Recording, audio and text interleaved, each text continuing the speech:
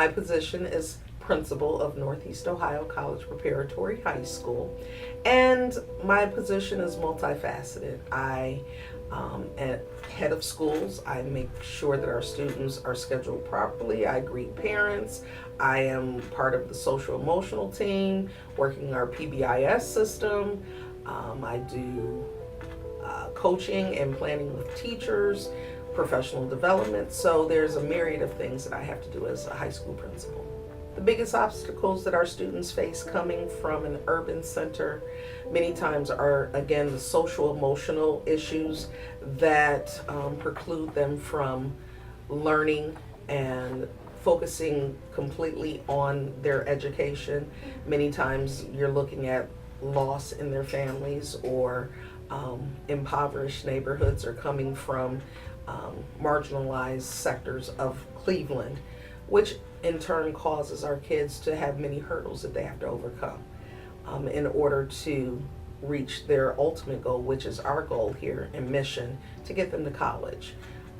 But we've been very successful in doing that because we put in place services and people to come in to help our kids work through the social emotional issues so that they can learn and can be productive.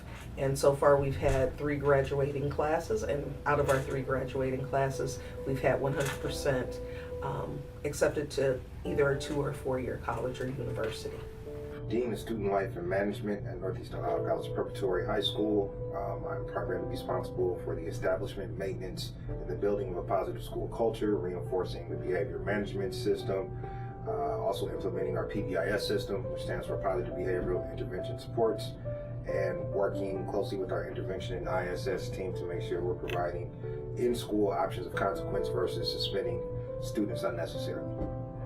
As a social worker, first and foremost, before I got into education, I believe that if you can begin to identify the needs of children and families, and you can begin to change some of the behaviors that teachers often see in classrooms. So identify, intervene, change, and hopefully see progress academically and behaviorally within the classroom. Help their students being involved in their lives. Many times when students reach high school age, parents think that they're 16, 17 years old, 18, they're grown. Yes, they are reaching the age of being more responsible for their actions and what they do in their lives. However, they still need guidance of their parents. They still need the support system in place. They still need parents to check on homework, come to the school and be actively involved in their lives, participate in PTO. I love when parents show up and say, I just want to see my child in the classroom, I want to check on them, I want to make sure that they're doing well. Showing up to games, activities, helping their children study when they need help, and if they don't know exactly what their children may be studying or don't understand, making sure that they have the proper linkages to services and supports outside of the home and in the community. Long term, going back to that historical perspective, understanding where we have come from and putting it to action and not allowing it to make them become violent or think that all people who don't look like them of other races are here, that they hate them, that they don't care. Because many of our kids come to school thinking that people don't care about them, white, black, or any other race for that matter. But I really want long-term our students to become stronger as individuals, stronger as understanding who they are and the power that God has given them, the genius that they possess, and taking that, going to school, learning who they are, learning the history of our country, learning how they can come back and give back. So long term, I don't want it to affect them negatively. Take this situation and turn it into a positive.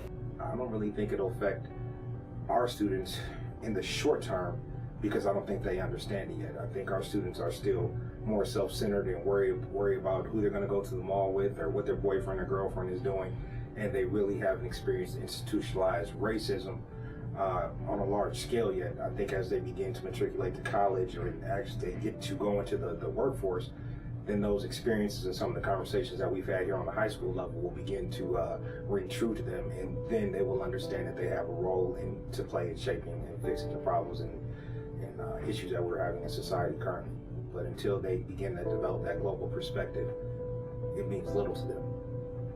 As a whole is driven to conflict, drama, fighting, death, accidents, and the best way you can avoid getting wrapped up in some things that you witness is by walking away.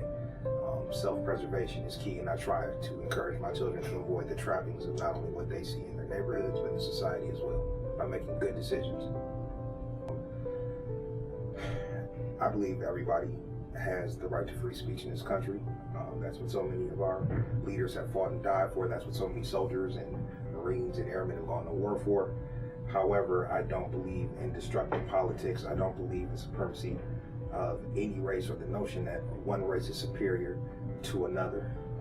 And I believe that anytime you have domestic terrorists who engage in these national politics or politics of self-interest in their race, it will widen the chasm that already exists between the races in this country. So while I agree with anybody's right to free speech, I disagree with terroristic tactics. I disagree with the oppression of other people's voices, and I disagree with the notion of white supremacy in any way, shape, and form. Serving youth in America, you can do it. You all possess a genius, God-given genius. You just have to understand that there are people here that want to help you, and be willing to accept that help, and be willing to be open to new challenges, being willing to fail, but also fail big. Because if you fail big, that means you have big dreams and aspirations.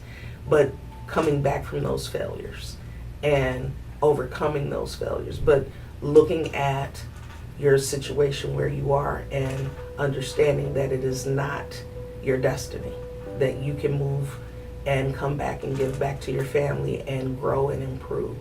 And that's what, as a parent, all parents want for their kids. To come back, give back, and do better than what I did. So that's my message. They all possess a genius. They just have to tap into it. You're special, that you're somebody, and that your voice alone, your actions alone can change the world. No matter what you see on television, no matter what rappers, media, entertainment tells you, you are the change factor that this world needs. And the only thing that you need to do is believe in yourself, because believe it or not, there's people out here every day that believe in you, that want you to be great and know that you can be great. So don't believe what others may tell you. Believe in your own greatness first.